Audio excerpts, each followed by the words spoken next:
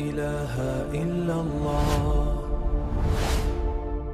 اگر کوئی شخص ایسی جگہ کو دیکھتا ہے جو ویران ہے اور وہاں پہ آبادی ہو رہی ہے یا اس کو خود آباد کر رہا ہے تو یہ بڑا اچھا خواب ہے اور اس کی تعبیر بڑی اچھی ہے. اس میں مال مل سکتا ہے، کوئی نعمت حاصل ہو سکتی ہے، فراوانی کسی چیز کی حاصل ہو سکتی ہے.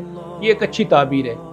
اسی طرح اگر کوئی شخص پانی کو دیکھتا ہے اور یا پانی پر چل رہا ہے تو اس کی اب دو صورتیں ہو سکتی ہیں. اگر تو پانی صاف ستھرا ہے تو یہ نعمت کی دلیل ہے، رحمت کی دلیل ہے. وَجَعَلْنَا مِنَ الْمَاءِ كُلَّ شَيْءٍ حَيٍّ، اللہ تعالیٰ نے فرمایا کہ ہر زندہ چیز کو ہم نے پانی سے پیدا کیا، تو یہ اچھا خواب ہے. لیکن اگر پانی گندا ہے اور صاف نہیں ہے، گدلا ہے، تو وہ جس قدر گدلا ہے تو اسی قدر اس کی تعبیر رنج سے ہے، خوف سے ہے اور دہشت سے ہے.